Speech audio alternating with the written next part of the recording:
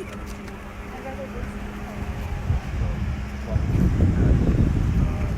the initiative. So this is our salon.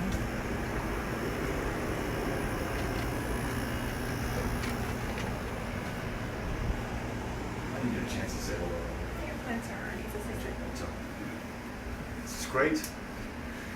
So not all our events come straight off the street, but they all come here for a reason. We have quite a few that live here by choice, but most are coming because they have no place to turn. There's a total lack of affordable housing here in general. And so we created this place, and one of the things is when a veteran comes in, they get the chance to do a complete makeover. Mm. And that's the, I call it the psychic change. Everything changes in about an hour. Yeah. You know, clothing, food, makeover. We allow pets, so usually, and a lot of times they have dogs, cats, and our triage, which Wendy runs. Wendy, you want to talk about it real quick, please? This is when a veteran first comes in? Yes. When the veteran first comes in, what we do is we run a background check on them, verify whether or not they are a veteran, and then we determine whether or not they have the capacity to pay their own rent, or if I need to help them find resources. A lot of them come to us from HUD-VASH, and that's the Section 8 for veterans. That's right. And So they have a HUD-VASH voucher when they come in? We have a huge majority of our residents here are on HUD-VASH. And are all the HUD-VASH vouchers already spoken for in Clark County, or No. still? There's lots of them. There's There still a are, lot of okay. them. And so do you, now let me ask this, do you have in the 6 different villages additional capacity, or are you completely full? They're all full. They're full right now. So we need to build more. The fifth one, fourth one, excuse me, right across the street, we just acquired yesterday. It's another motel, so we'll have inventory there because it's not full. But we will make sure it's full. So the one thing that, because in the veteran community, we always have a hard time looking at, the available resources capacity. What Arnie has done is essentially added 3 additional, upwards of 300,000 square feet of operational space. And what we mean by that is that there's 300,000 square feet available in Las Vegas, created by Mr. Stock, Dr. Stock, excuse me, that veterans can go to, whether it be to, because I know that people in the criminal justice system, when they have meetings in regards to substance abuse, Arnie makes the space available. Whenever those individuals have been identified within those set meetings or the counseling sessions throughout the community, Arnie's the guy to go to. And the one good thing is that Hi, how are you? Come on in. Fancy seeing you here. This is my district. I couldn't let Beto come visit. Good to see you. Oh my gosh. Hey, Arnie. How are oh, you? by the way, he's the reason why I came to you when I first got here. Well, all right. Yes. Hey, great. I pointed him Yeah. in your direction. Oh, good, Yeah. good. Yeah. So, by the way, Arnie, if a lot of the reason why I'm such a nightmare sometimes to people is because of the good stuff that they taught me. I call you and ask you. I'm not a nightmare at all. So the one thing is that having a 24-hour triage that they have available allows me as a veteran, when I get a phone call, hey, Rich, like I got a soldier who's suicidal or has an issue or whatever, I can send it to them after business hours, and then the very next day they'll be seen either by the VA, mental health professionals. So the capacity that they provide to the veteran community is absolutely invaluable. It's great. It's great. And do you have, beyond coordinating with the VA, do you provide any caregiving here or at the? We have an assisted living facility as well. So if somebody, and that's a huge problem, lack of capacity. So we have an 88-bed residence, which is about 6 blocks from here. And so we've done a step process, so you have emergency housing, transitional, rental housing, and assisted living. So it completes that circle that's missing.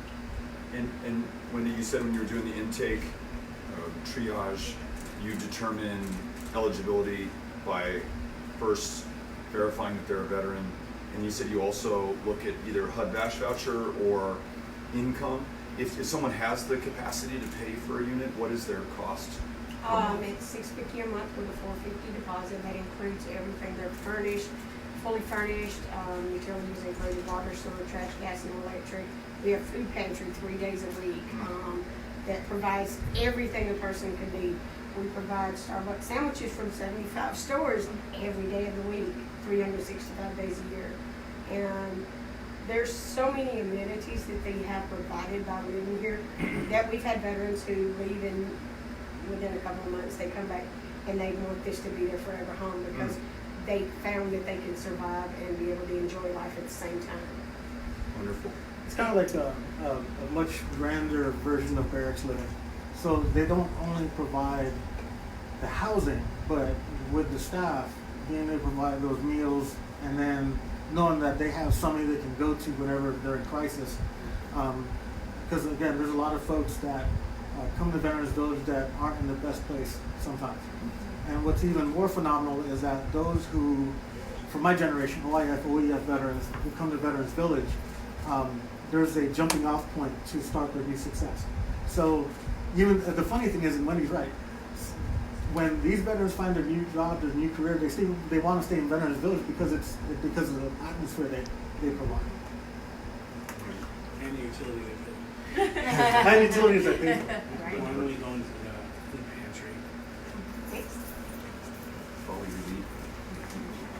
It's a value service, and it's like well recognized by the community with partners that support it Yeah. because they know it's real. You showed us a list of all the sponsors, which was really impressive. No, I should have. There's no one.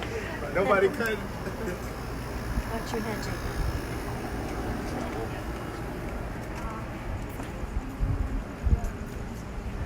Oh wow. The way things are going through the last election, you were seeing these incidents. We're cutting all the time on all times.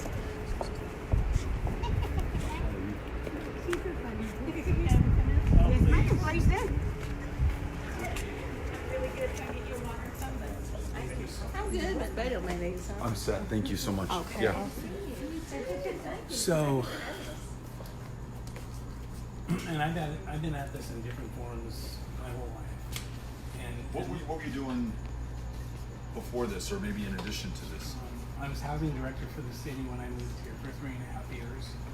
I've been involved with a lot of different nonprofits, helping them start and do those things. And then I started this, and my career started in Southern California. So when I see what's going on there, it drives me nuts because it's a complex problem that has an easy solution to it in my mind. So food's definitely one of those examples. Mm-hmm. So we don't have a dining room because we encourage independent living, and so we pick up from Whole Foods, Trader Joe's, Smith's Kroger's. We have trucks going, refrigerated trucks that go out for 75 Starbucks stores a night. We have keys to all the stores. We pick the product up, Really? bring it back here, put it in refrigerators, Yeah. and what's ever left, I mean, it's a really good recycling thing. The people from the neighborhood that are hungry come in and get it. We don't ask any questions of them, and we do 3 very, very large food pantries here a week, Monday, Wednesday, and Friday. How many veterans between the 6 villages are served? Well, we have 204 units of this property, of which at least 80% are veterans. And this is not 100% because we bought it full and by attrition. When that moves out, we move in. But we also have veteran spouses here. It's a whole other population, a whole other story. We have veterans that all have all sorts of challenges. We work with a place called the Center and a couple other agencies for vets that have HIV or AIDS virus that live here.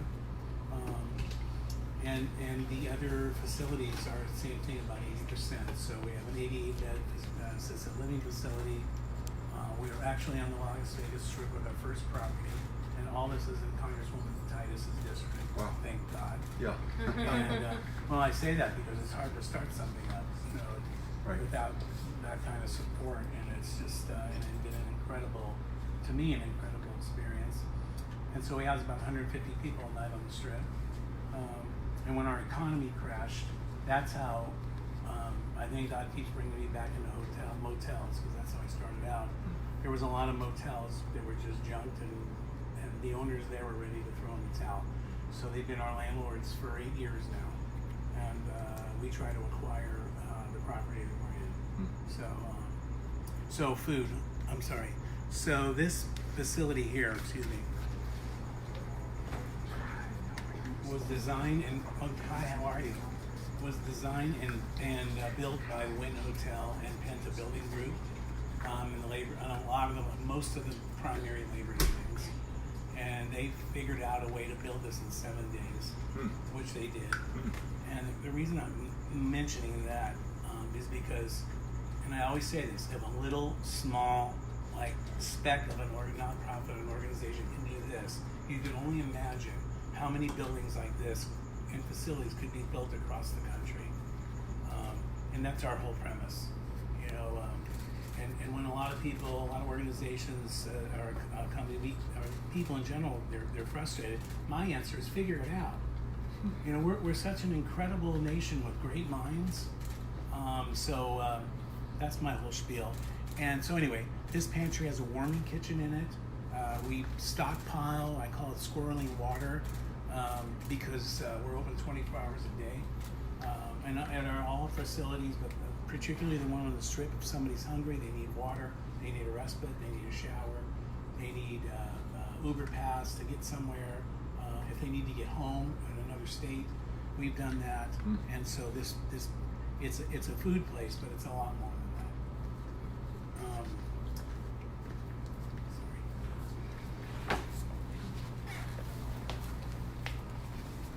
And again, it's this constant recycling of product that would have been thrown away. I never know what's in here. I always feel like let's make a deal.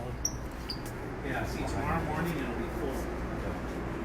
And it fills up, and we pass out, because today we did food pantry. Yep. So tomorrow morning, probably beginning at about 9 o'clock, our trucks would have been at the markets and in there.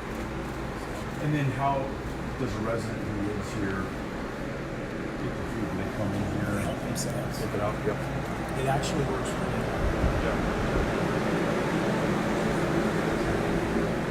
There's something really different.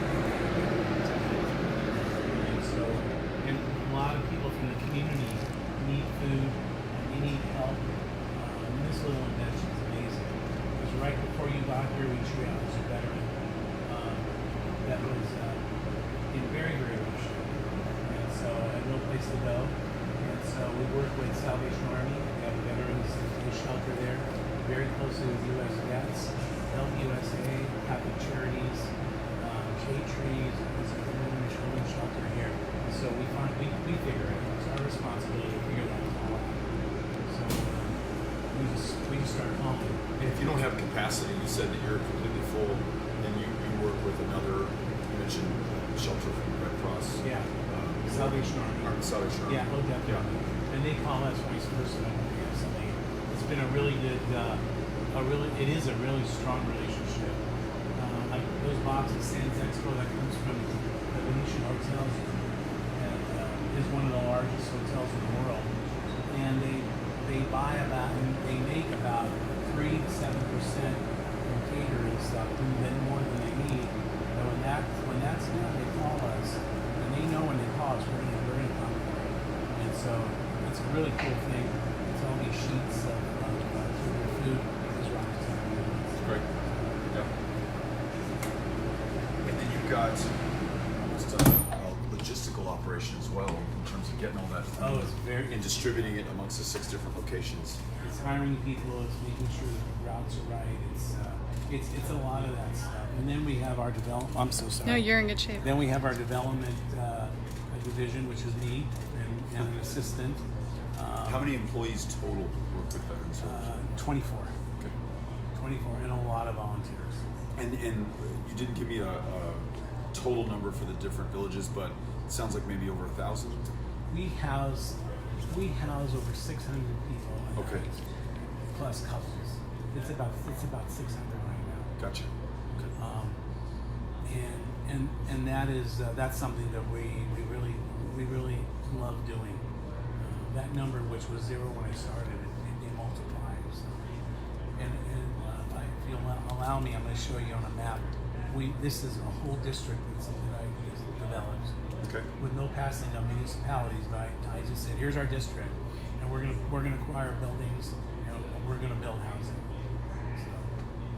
And the capital to do this, is that come from those partners that you showed us? Or is it the Partially- revenue from the HUD-VASH vouchers and the rents? HUD-VASH is certainly one of the fueling agents, but the financing, the first, like this property was a community bank called CDFI, Yeah. and then we had a private investor who came up with the last name, and a former NFL player wrote a check for $1 million, and he made good money on it, which he should. We refinanced it with Freddie Mac, and so Freddie Mac is now our lender. And it takes really hard when you don't have a financial statement Right. to do something like this, but we have a lot of, When you're starting at 0. yeah, And now you have a track record. we have a And track. that allows you to build. That's how we figured out how to build with no money. Because we build the money, we build save. I'm a saver, and so the last we bought 20 units back there. At the last minute, Freddie Mac said we're going to need to put another $175,000 in, and I'm like, oh, no problem at all, and I hung up. But we did it. We found it. It's amazing. It's really impressive. Thank you so much.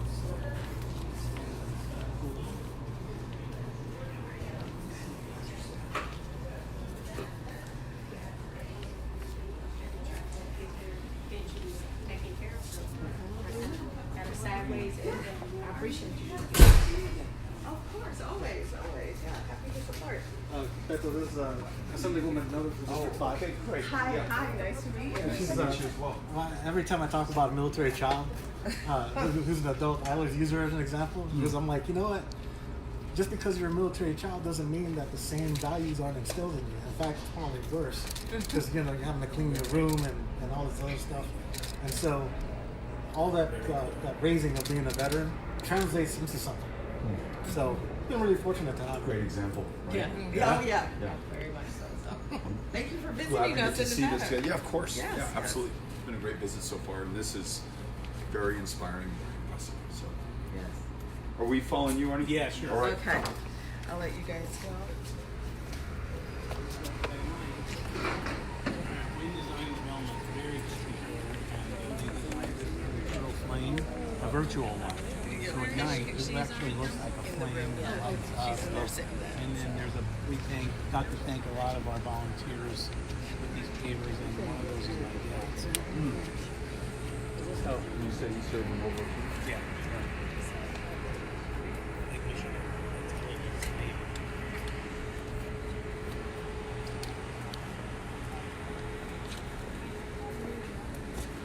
This feels like El Paso. It's kind of more human than usual. Is it? Yeah. General Washington. That's right.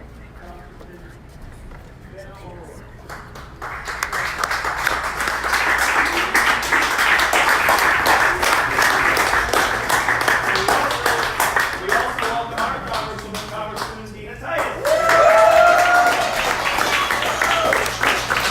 From the United States Senator in Britain Hill.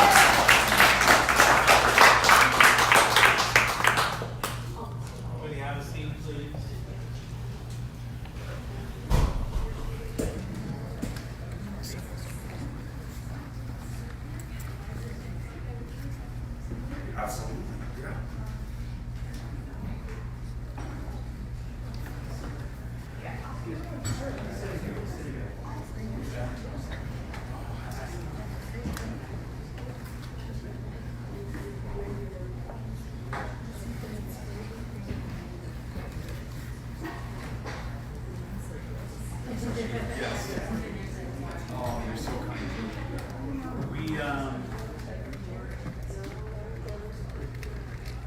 certainly honored, once again, we've had 6 presidential candidates.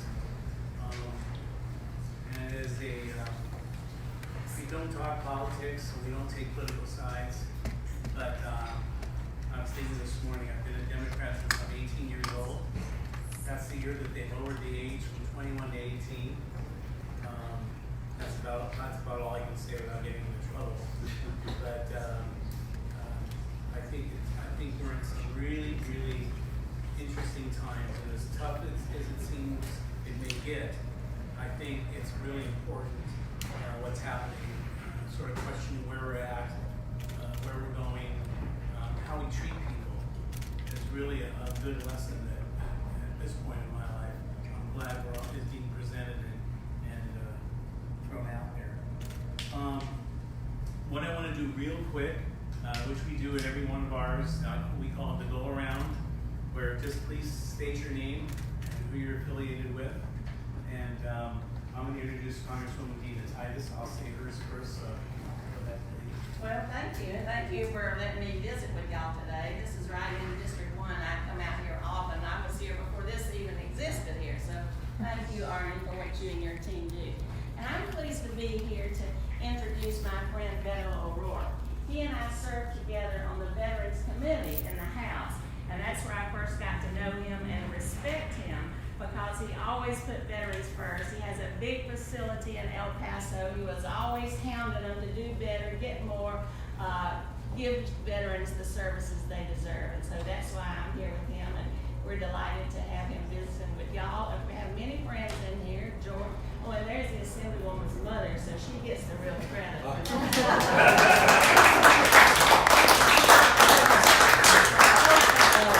Thank you all for what you do for all of us and for helping me to make Beto welcome here in District 1. Thank you. Hi, I'm Assemblywoman Brittany Miller, and as the Congresswoman said, that is my mother over there.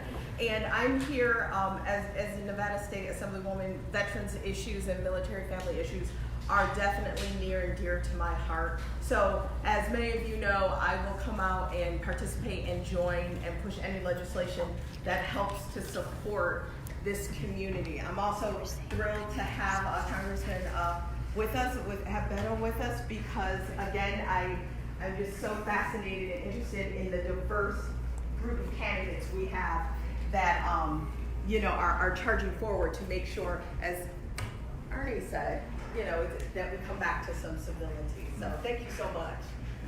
None of us can imagine, I can't say we imagine, we know, we don't know how difficult this is right now, but thank you so much. Hi, my name is Mary Armstrong, and I'm the wife of Ada. Thank you. My name is Allison Lisney. I'm a U.S. Marine Corps vet, honorably discharged and disabled. Thank you for coming. Thank you. Appreciate it. Hello, my name is Valerie Manley. I'm a retired vet from the Army, and I'm a resident here. Thank you, Dina Titus. You are my hero. My name is George Dunker, son of Rick Sanlego. I'm also a Cold War warrior, thanks to Dina Titus. And also with Mike, we created this Veterans Caucus years ago, and he's done a great job in really building up real nice community, all these people. And I'm also with the seniors of the state of Nevada with Myra, which is Nevada Life, retired American. Thank you. Paul Walsh, U.S. Army. What Arnold does here is called save lives. He doesn't have all this paperwork that you gotta get through just to get seen to see if you got phone numbers at my place. He gets you in, he gets you clothed, he gets you fed, he gets you clean, he gets you mentally stable to where you can go back out and be productive in society. That's what needs to be happening in every city in this country. Men should not go over and sacrifice their lives, their families' lives, and be left on the street laying where you gotta go step on top of them and they don't know where the next glass of water is coming from. Without him, this whole neighborhood gets water because of what he's doing. But it takes people and it takes help. You can't do it alone. And this United States needs to step up and do the the right thing to the right people instead of wrong people, and stop these wars that are not fixing anybody. It's not our place to police the world. Police the United States for a while. Yeah. Yeah. I'm John Garland, former Marine Corps aviator. Hey, John. John. Edward Lewis, retired Navy, and I just volunteered if they need help. Great. Richard.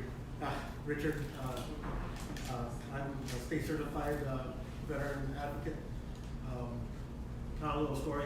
I actually came from Beto O'Rourke district director, or district congressional district, and him and his district director have been phenomenal in showing, in easing my transition out of the military, and knowing that the right way and the wrong way to engage with our civic leaders. So appreciate that.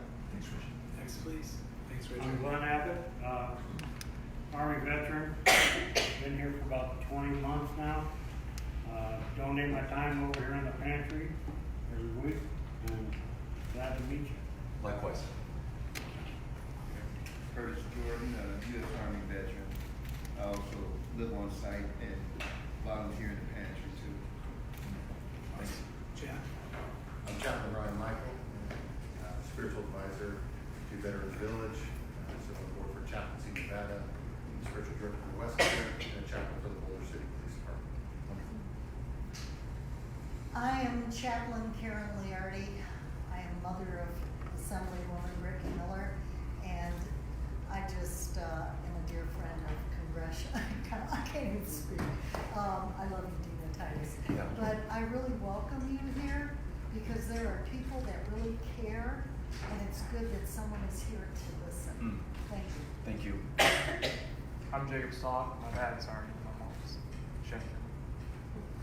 Hi, again, I'm Shannon with Veterans Village. Thank you for being here. It means a lot. Thank you. Of course. Yeah, it's my honor. Arnie gets the credit, she does the work. Donna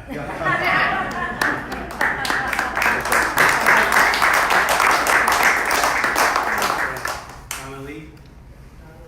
I'm Donna Lee, retired Navy veteran and president of the Father Veterans Association, Blue Star Mother, American War Mother, and veterans, Vietnam Veterans Award. And welcome, thank you for being here. You're doing good. Okay. We're gonna work our way through, then we're gonna go. Rodney Shashir, former veteran, and former firefighter, retired, Clark County Fire. Awesome. Thank you. Next. Here, I'm Cameron Miller. I'm the Nevada Political Director for Beto O'Rourke. Thank you. Who's next? Latoya? Oh, me. Hi. Almost done. Latoya Bembry, Director of Public Relations for the Farm Group. Oh, yes. My name is Susan Henry. I'm with Nevada Public Radio. I'm actually military brat myself. My father served in the Air Force, and I grew up outside Keene Field, NORAD, Air Force Academy, so very happy to be here. My name is Abe Rago. I work on Beto Campaign. Awesome. Brandon Peters, also work on Beto's campaign. Perfect. Anybody else? Go ahead, sir. Sorry, behind you. My name is Greg Fleming. I served 4 years in the Army, including a year in Iraq. I was stationed out at Fort Sill, Oklahoma. Went to Fort Hood a lot, down in Lackland. And I'm also the secretary for the Nevada Veteran Democrats on the board with Mikey Kelly, who does an amazing job to set everything up. So, Yeah. and thank you for coming here. Of course. Thank you. Yeah, thanks for saying that. Thank you. That way, we don't leave anybody out, and we're all about not leaving anybody out, and especially not leaving anybody behind. We usually start out with our prayers, so Chad, could you come please and say a prayer for us?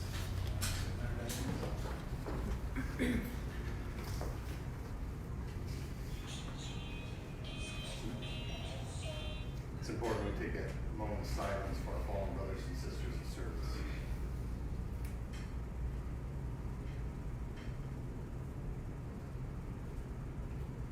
Let us pray.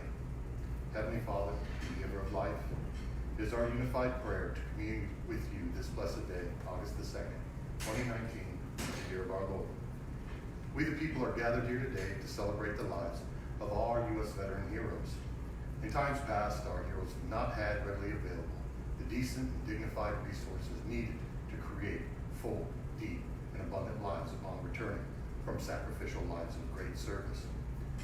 Be with us in word and deed this day, and moving forward as we the people take continued action in making right our past minimization and or indifference in the care and provisions necessary to end U.S. veteran homelessness.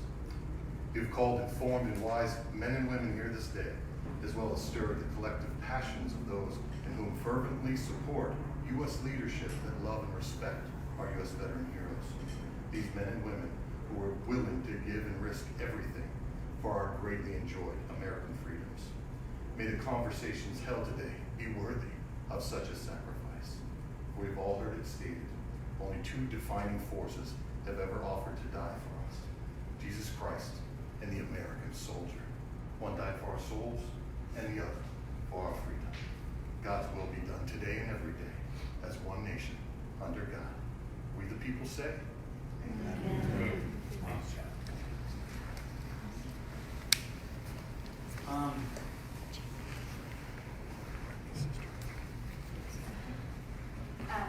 We would like to present you with our highest honor, which is the American flag. And thank you for coming out here and letting us speak with you and get your vision for the future. And we'd like to present this to you. Thank you so much.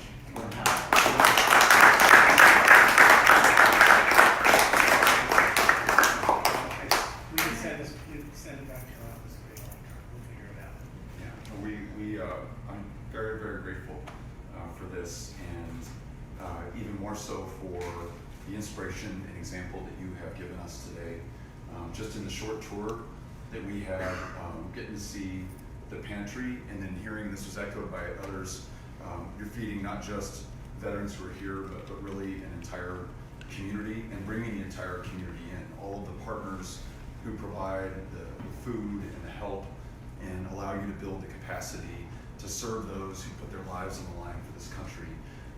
There was something that Arnie said when we were in the pantry. He said, I just don't understand it when you come up against a problem and it stops you, you got to be able to overcome it. This is America, a reminder of who we are at our best, and this is an extraordinary example of that. And so just very grateful that you would have us out here today. This is a story that I want to tell as we continue to travel the country about how we meet these challenges.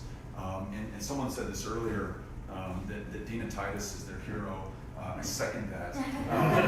I served with her on the House Veterans Affairs Committee, and for 6 years in Congress, and there is no one who has worked harder for veterans and either get on board or get out of her way, because she's going to get this done, and really stood for no rhetoric, no excuses, insisted upon accountability, especially for the veterans that she serves here in Las Vegas, but also veterans across this country. And she mentioned those that we serve in El Paso, Texas, my hometown, always lent an ear to our concerns and became an ally in our cause. And I think that's how we were able to deliver for veterans in El Paso, where we had the worst wait times to see a mental health care provider in the country. And Richard knows this. We were able to get to work, to get after it, to bring the VA in, but as Arnie and his family have done, we also brought the community in. Private providers, public providers, Chamber of Commerce, anyone who wanted to play a role, especially veterans who had already served their country and were serving again, as we see here today, in a civilian capacity. That's how we were able to turn it around and then use that example, working with Congresswoman Titus to expand mental health care access across this country, especially for those veterans who came back with an other than honorable discharge that previously precluded them from seeing a provider, a psychiatrist, or a psychologist. And we had a suicide rate twice as high amongst those veterans with bad paper discharges as we did amongst the general population.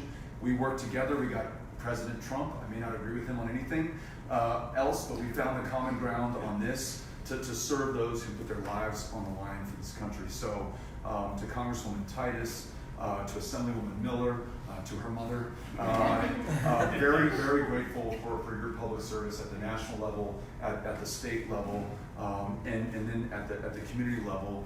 Would love to see how we can reflect this and replicate this in other parts of the country. Last thing, and then I'll sit down, and I don't know if you wanted to facilitate a conversation, but I want to say this.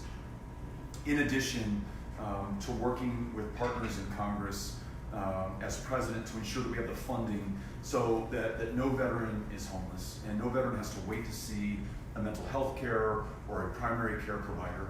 We're also going to take the lead of the Vietnam Veterans of America, who taught us that you waited 40 years for this country to treat exposure to Agent Orange as a presumptive condition. 40 years without getting the help that you earned, that you deserve, given what this country asked you to do. And you all have been the leaders in making sure that veterans who served in the first Gulf War, in the post 9/11 wars, who've been exposed to toxic burn pits and other conditions that they're trying to survive through, do not have to wait for the care. So we're going to invest in the research and the innovation, and I'm going to follow Paul's lead, who said, why are we at war all over the world today, putting the foreign policy of this country on the backs of 19 and 20-year-old women and men? We need to bring those service members back home, bring these wars to a conclusion, and decide that we will pursue our aims around the world peacefully, diplomatically, with allies, sometimes working with enemies alike in order to achieve what we're asking these service members to do right now. So I just want to tell you, your words resonated with me. The inspiration and example you all provide also resonates with us, and we'll make sure that we carry it with us every day on this trail. So just wanted to come out and say thank you to you all for having us here today. Thank you very much.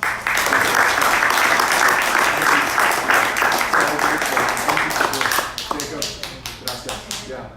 Are we going to be able to have a chance to listen? Yeah. Great. Okay, good. So,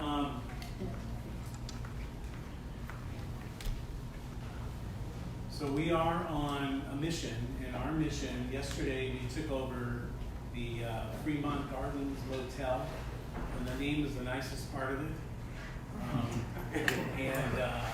Just like this property, and the first, there's a show called The First 48.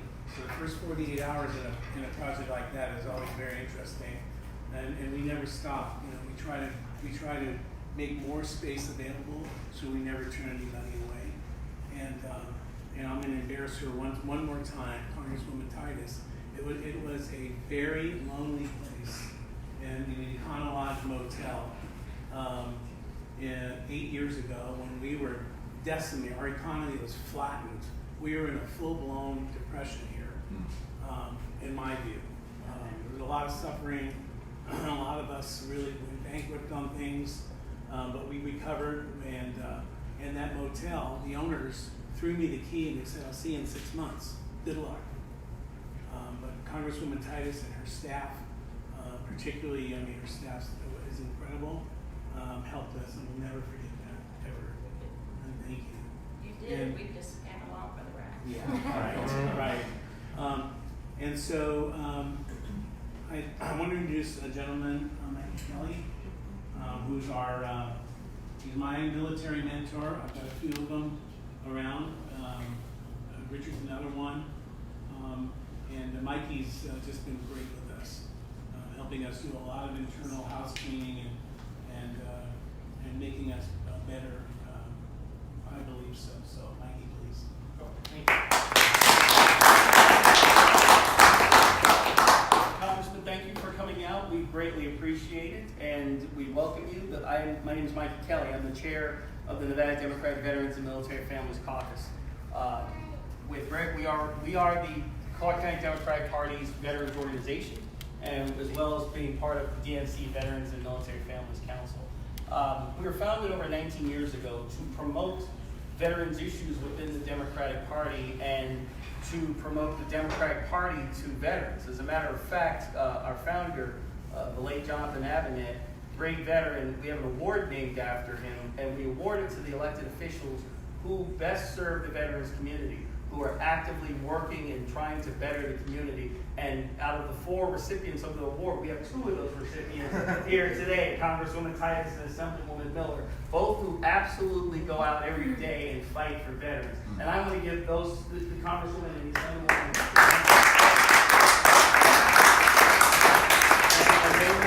and they will fight tooth and nail for veterans, and it is, and I thank you. one of the reasons while we're founded is to promote issue of veterans within the party and to promote the party to veterans. The assumption is often made that most veterans are Republicans or conservatives. Well, they're not. Veterans are we're a strange animal, and there are many veterans within the Democratic Party. But one thing is clear about all of us, whether you're Republican, Democrat, Independent, we are concerned about things that affect us. Veteran issues, or purple, or khaki. We're not concerned. We have issues and needs that we try to promote constantly.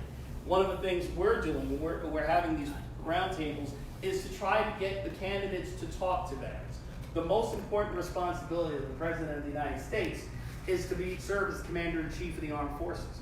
You potentially can send men and women to their deaths.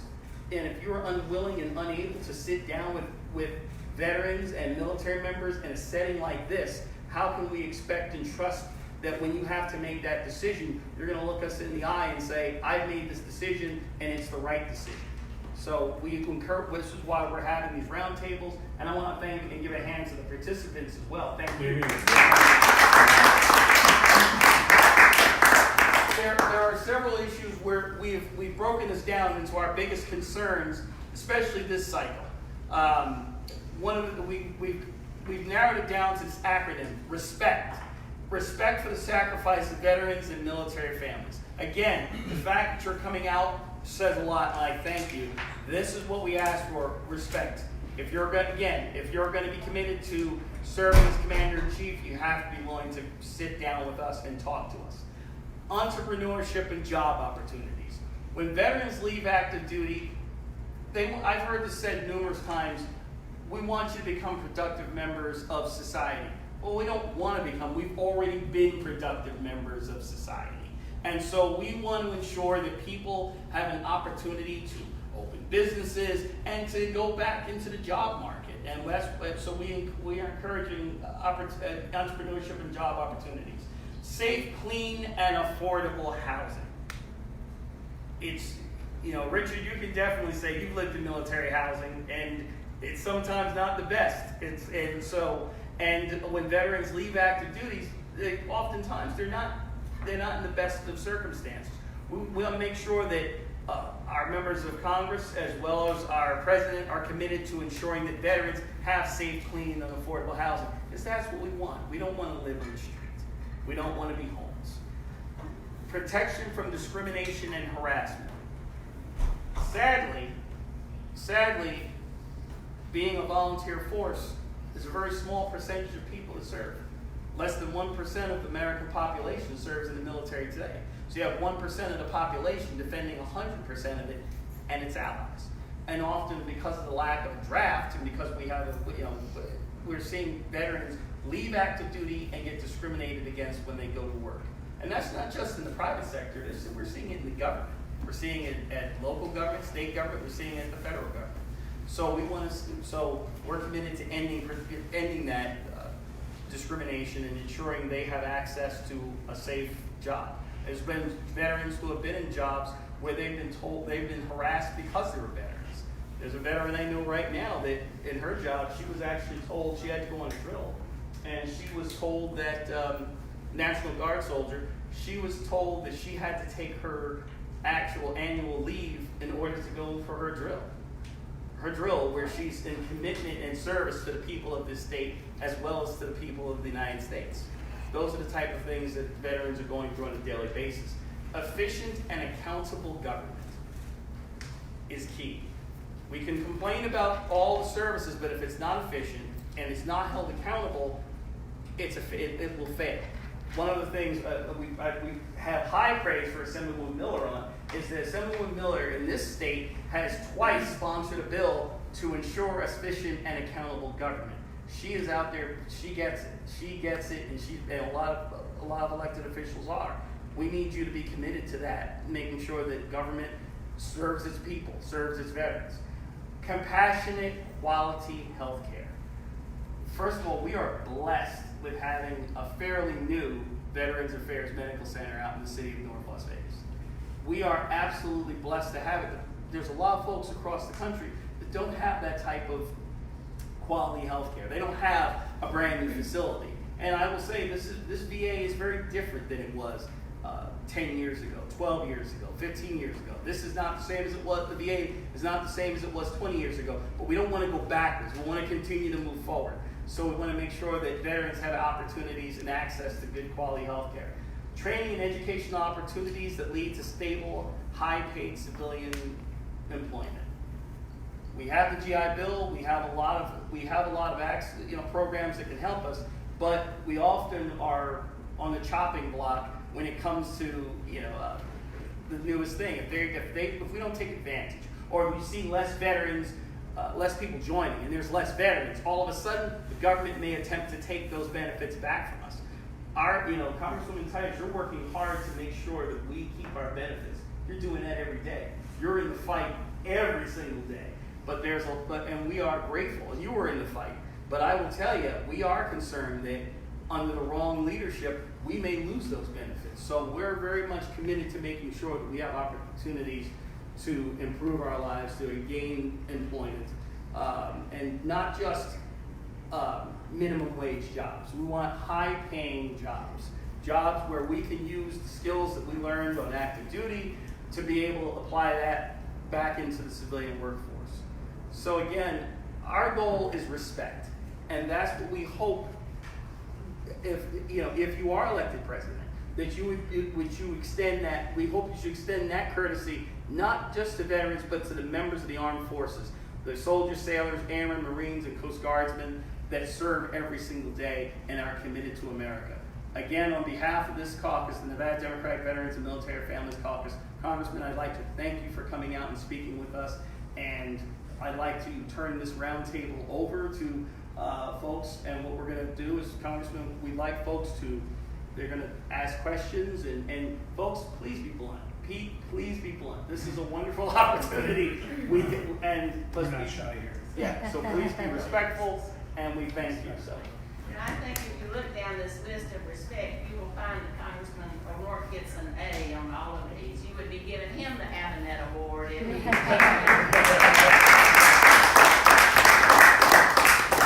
start by addressing some of these before you get into some questions. Sure, thank you.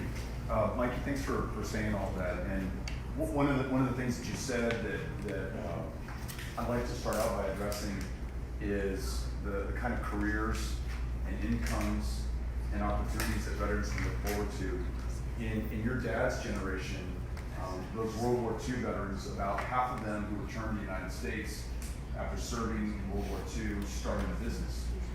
The business creation rate amongst post 9/11 veterans is about 4%. So greater access to capital. You mentioned CDFIs, community development finance institutions. We're going to double the size of federal investment in CDFIs and make sure more of that capital gets to veterans who can start more businesses, create more jobs, more economic growth, more opportunity, and hopefully